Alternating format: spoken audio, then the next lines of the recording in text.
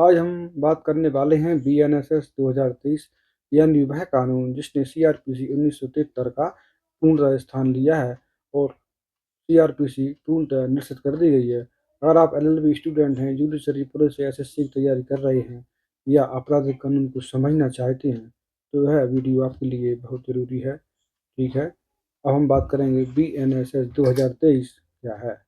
BNSS का पूरा नाम है भारतीय नागरिक सुरक्षा संहिता 2023।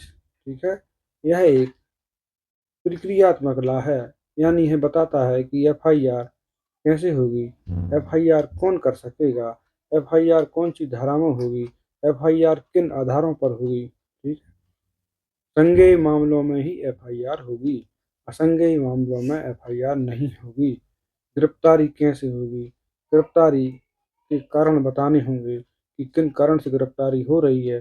गिरफ्तारी की सूचना भी आरोपी व्यक्ति के रिश्तेदारों को देनी होगी। जांच कैसे होगी, जांच किस आधार पर आगे बढ़ेगी, इसके जांच के बाद न्यायालय में चार्जशीट फाइल की जाएगी। चार्जशीट के बाद ट्रायल कैसे होगा, इन सब बातों को बताया गया है। याद रखिए, आईपीसी नहीं, एविडेंस नहीं, सिर्फ बीएनएसएस 2023। इसकी लागू तिथि है 1 जुलाई 2024 से यह संपूर्ण भारत में लागू हो गई है। ठीक है, सीआरपीसी 1973 इसी दिन से पूरी तरह निश्चित हो गई है, परंतु जो मामले 23 से पुराने हैं वह जब तक समाप्त नहीं हो जाएंगे वह सीआरपीसी में ही चलेंगे। ठीक है, बीएनएसएस क्यों लाई गई? बीएनएसएस लाने का प्रमुख कारण क्या था? क्योंकि सीआरपीसी 1973 में बहुत समस्याएं थीं। केस सालों तक चलते थे, जिससे पक्षकारों को, आरोपियों को बेवजह परेशानी उठाना पड़ती थी। टेक्नोलॉजी का कोई उपयोग नहीं था, टेक्नोलॉजी से संबंधित कोई भी धाराएं इसमें नहीं थीं।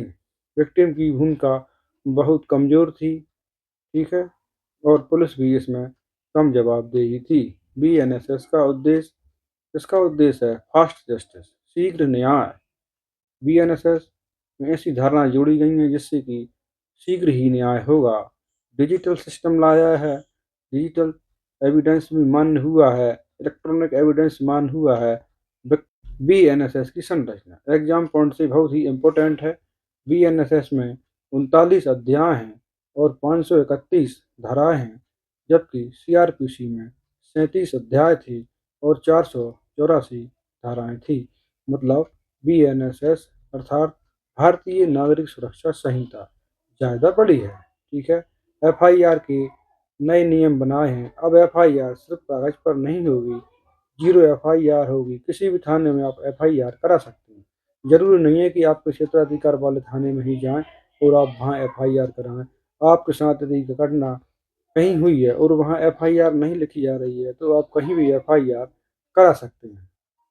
ऑनलाइन एफआईआर कर सकते हैं, आप ई एफआईआर कर सकते हैं। एफआईआर से यदि कोई मना करेगा तो उसे भारतीय नागरिक सुरक्षा संहिता में दंडनीय अपराध बनाया गया है। ठीक है, बयान की ऑडियो वीडियो रिकॉर्डिंग होगी। गंभीर मामलों में एफआईआर से पहले प्रारंभिक जांच का भी प्रावधान किया है। पीड़ित को एफआईआर की कॉपी देना अनिवार्य किया गया है। ठीक है, गिरफ्तारी में बदलाव।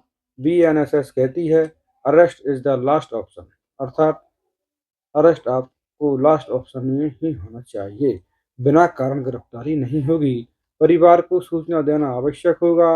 अरेस्ट मेमो लगाना होगा। बुजुर्ग, महिला, बीमार, इनको विशेष सुरक्षा देनी होगी। पुलिस को हर गिरफ्तारी जस्टिफाई करनी होगी क्योंकि सुप्रीम कोर्ट ने एक महत्वपूर्ण मामले में 7 साल तक के मामलों में गिरफ्तारी पर रोक लगाई है कि यदि आवश्यक नहीं है, फरार होने का डर नहीं है, तो आप उन्हें थाने पर ही जमानत लेकर छोड़ सकते हैं। ठीक है, पुलिस कस्टडी और इन्वेस्टिगेशन है। सीआरपीसी में पुलिस कस्टडी सिर्फ 15 दिन तक सीमित थी, लेकिन बीएनएसएस में इसे बढ़ा दिया गया है। अब मजिस्ट्रेट पूरे 60 दिन या 90 दिन में कस्टडी दे सकता है, परंतु कस्टडी देते समय उसे कारण पूर्णतः लिखना होंगे। ठीक है, फॉरेंसिक एविडेंस पर जोर दिया जाएगा। डिजिटल केस डायरी बन सकती है। इन्वेस्टिगेशन की समय सीमा भी तय कर दी गई है। ट्रायल और टेक्नोलॉजी, अब ट्रायल भी डिजिटल हो गई है। ई समन्स का नियम आ गया है। ई वारंट भी जारी होते हैं। वीडियो कॉन्फ्रेंस से गवाही होने लगी है, कम एडजोर्नमेंट का प्रावधान किया गया है और टाइम बाउंड जजमेंट भी किए गए हैं। ठीक है। अब दोस्तों, बीएनएसएस में विक्टिम सिर्फ दर्शक नहीं है, बेल हेयरिंग में भी उसको सूचना दी जाती है, इन्वेस्टिगेशन की भी वह जानकारी ले सकता है। ठीक है। और अब criminal justice system accuse plus state नहीं, विक्टिम सेंटर्ड है। दोस्तों, एग्जाम में ऐसे लिखिए, सीआरपीसी पुराना धीमा कागजी का कानून और बीएनएसएस जो अब है नया है, तेज है और डिजिटल कानून है। बीएनएसएस का मतलब speed plus technology plus justice. ठीक है। बीएनएसएस 2023 भारत की आपराधिक प्रक्रिया को 21वीं सदी के हिसाब से ढालने वाला कानून है। अगर आपको यह लेक्चर समझ में आया हो तो लाइक करें, सब्सक्राइब करें और कमेंट में बताएं आप अगला लेक्चर किस चैप्टर पर चाहते हैं।